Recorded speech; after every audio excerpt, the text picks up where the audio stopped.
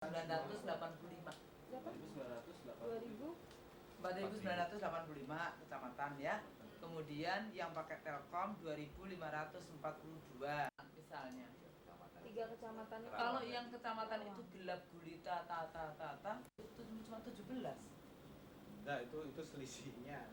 Sebetulnya antara 600 dan 400. 616 kayak kemarin. Kayak tadi ada laporan lagi masuk. Tapi untuk Jawa dan Bali itu Hampir seluruhnya. Jawa, Bali, Sumatera nggak semuanya ya. Anda bisa lihat di datanya. Nah, Telkom menyandra. nggak usah menyandra, sak kepenatnya aja lah. Misalnya sak kepenatnya ini Malaysia. Nggak, saya sedih. Saya sedih karena di situ ada 200-an kali ini, tapi ada yang kayaknya ada nyeret-nyeret, ada yang punya anak, ada yang punya itu. Jadi saya sedih aja. Karena itu jadi Nah, itu penting sekali. Kalau yang 6 provinsi itu kenapa? Ya. Jumlah pemilih yang terupdate terakhir 144 juta lebih. Kayaknya ini dari Kemudian masih ada Halo. 144 juta 139.656. Itu kalau tadi Ibu sebutkan masih ada permasalahan ada kemungkinan penambahan, Mbak. Ya, penambahan. Ya. Kalau boleh tahu kenapa sampai sekarang belum masuk itu? Bukan belum masuk, prosesnya belum selesai 100%. Ya, maksudnya prosesnya itu kan belum selesai. Iya. Mungkin ada batas waktu terakhir kapan proses itu harus berakhir? Enggak, mereka akan menyerahkan KPU besok sore. Memang besok harus sore. masuk ke KPU besok sore kemarin? Ya enggak, mereka akan selesai besok sore. Ini sekarang sedang dikerjakan. Mereka itu 24 jam memprosesnya. Ya, BBS besok, itu. Besok terakhir itu sudah bisa ditentukan jumlah tetap, katakan jumlah pemilih total itu ya, Tetap, ya. Kalau boleh tahu juga tentang batas tanggal 31 Desember itu sendiri. Dan kayak itu nggak masalah, tapi sekarang tidak boleh. Ya, ini sebetulnya prinsip-prinsip itu sesuai dengan aturan main, makanya hanya mereka yang terdaftar di dalam pendaftaran pemilih yang bisa memilih pada hari pemilihan. Oke, Bu, Namun juga jangan khawatir, karena nanti masih ada updating yang tidak bisa ikut memilih pemilihan legislatif, dan sebetulnya juga tingkat signifikansinya menurut saya juga tidak terlalu tinggi karena memilih ke Jakarta, walaupun saya misalnya dari Kebumen, misalnya saya TKW dari Kebumen, tapi saya terpaksa harus memilih DKI 1 atau DKI 2 wakil saya, kan tidak nyambung ya. Nah, tapi untuk pemilihan presiden ini menjadi sangat-sangat penting. Jadi saya masih mengharapkan teman-teman di luar negeri ya, PPLN yang seperti itu untuk memperhatikan, melakukan sosialisasi. Masih ada waktu untuk menjelaskan kepada masyarakat, dan kami meminta juga KBRI setempat itu, terutama bidang penerangannya, untuk menjelaskan kepada warganya, hanya warga negara Republik Indonesia yang terdaftar sebagai pemilih yang bisa memilih pada tanggal 5 April. Namun sesudahnya nanti kalau bisa diupdate ya, walaupun terlambat sekarang nggak apa-apa, tapi tidak bisa memilih yang 5 April, tapi nanti bisa memilih untuk 5 Juli, memilih presiden secara langsung. Ini kartu pemilih. Nanti ini ID-nya, nomor ID-nya ini unik. Artinya masih Sama. data set di database-nya. Oh, kita sedang mempersiapkan. Kabupaten kota sudah sekarang sedang dipersonalisasi di perusahaan.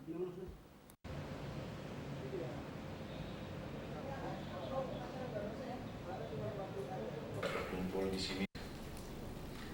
Berdasarkan kronologi sejarah yang panjang, Sabang sudah 2 kali mengalami penutupan. Yang pertama pada tahun 1942 pada waktu peralihan dari kolonial Belanda kepada pemerintah Jepang yang berkuasa pada saat itu.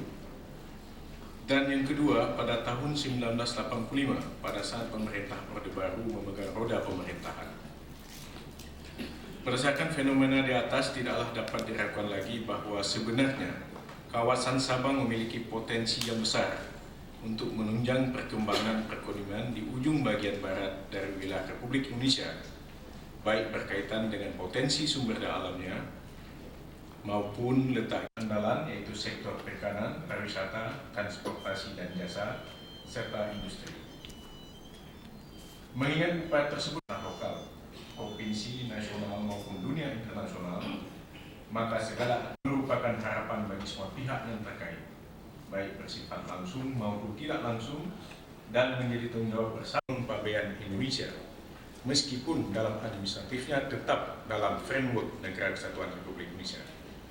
Karena dengan melekatkan status seperti itu dan khusus dalam rangka memberdayakan ekonominya, karena trauma yang sudah cukup lama sejak ada kesempatan ini, saya menyampaikan terima kasih yang setinggi-tingginya kepada Bapak Menko Perekonomian, Bapak Deputinya, akan dalam waktu yang cepat memperoleh PP terhadap Undang-Undang 37 tahun 2000 ini. Dengan PP mengandalkan APBD dan APBN sama sekali tidak mungkin. Jadi kalau hanya mengandalkan APBN APBD, menurut saya ya tidak perlu ada undang-undangnya. Kalau PP ini harus mengatur itu. Yang lainnya tentu harus diatur lebih tajam lagi bagaimana kawasan Sabang. BPKS menurut saya adalah pelaksanaan teknis yang harus diberikan tanggung jawab sepenuhnya dalam rangka kita memulihkan ekonomi di Aceh sesuai dengan operasi terpadu. Saya menyupai Bapak Menteri Sektor, Ketua BP Migas, yaitu kaitannya dengan supply gas untuk PIM di Aceh.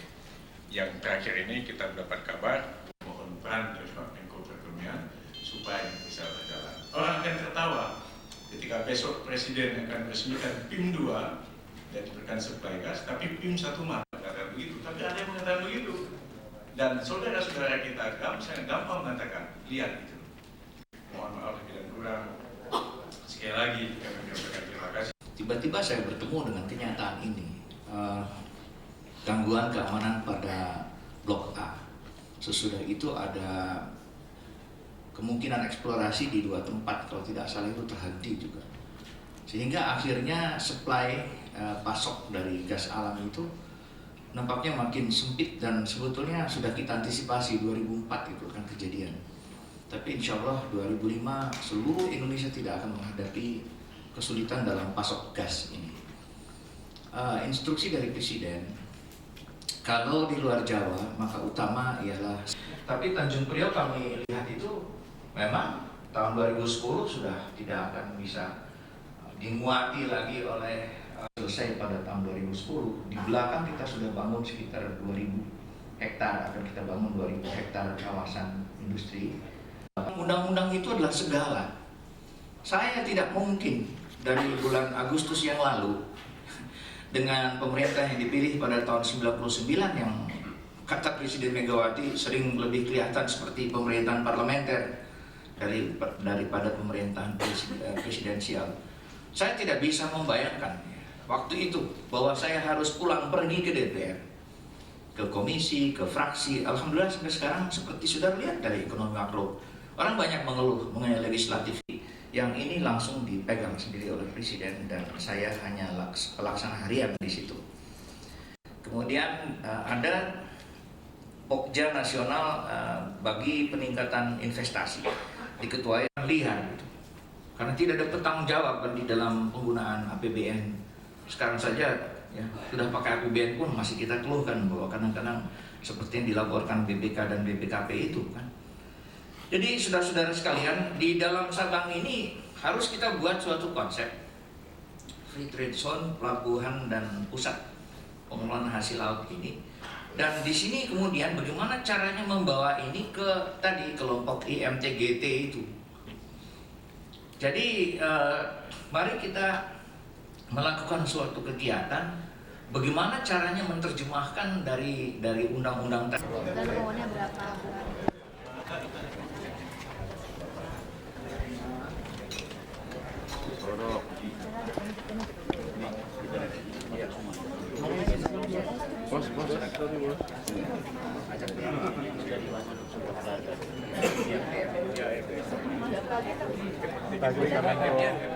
Pak, kira-kira Pak target untuk PP-nya kapan Pak?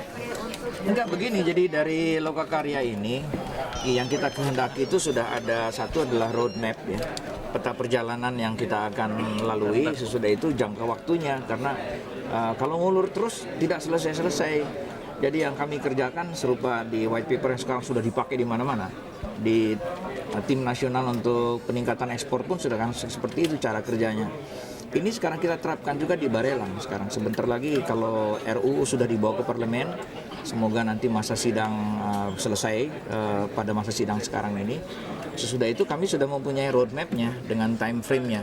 Dan rencana kita ya kita inginnya free trade zone Barelang itu selesai tahun 2007 pembentukannya.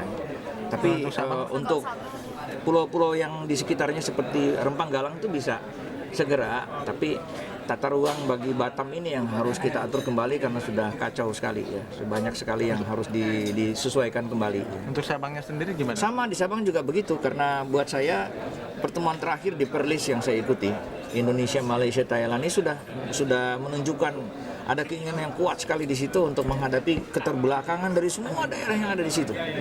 Ya, saya katakan tadi Thailand bagian selatan, Malaysia bagian utara, Sumatera bagian utara, Myanmar itu tertinggal semua yang di situ. Jadi saya kira alangkah baiknya apabila Sabang yang sekarang juga sudah ada di Malaysia dan di Thailand, yaitu pelabuhan bagi ikan dan pusat industri pengolahan itu yang kita bayangkan. Itu usulnya dari Pak Rohmin. Pak, nilai investasi kira-kira dibutuhkan berapa? Sampai sekarang belum bisa kita katakan karena saya lihat itu lapangan terbang saja tadi hanya cukup untuk Fokker. Kalau untuk air cargo bagi reverse bagi kargo untuk refrigerated containers di kapal terbang itu saya kira harus sudah lebih. PP Migas, beliau berharap bahwa itu bisa terjadi perubahan segera. Tetapi sekarang yang sudah ada semacam kebijakan, PIM 2 itu harus jalan, PIM 2 itu. Itu mulai kapan Pak kira-kira bisa operasi Pak untuk pupuk? Kita harap Ibu Presiden bisa meresmikan paling lambat pada akhir Januari ini. Setelah diresmikan itu akan jalan nanti. Berapa Pak produksinya untuk PIM 2? Untuk awal Pak? Hampir sama dengan PIM 1, tapi jumlahnya saya kurang hafal tuh. Kalau nggak salah 1.200 ton kalau nggak salah. Per hari. Itulah kurang jelas saya karena produksi itu. Nanti bisa tanya kepada Perindak saya kira ya. Tapi samalah dengan PIM 1 itu. Tapi perundingan dengan ExxonMobil sendiri gimana?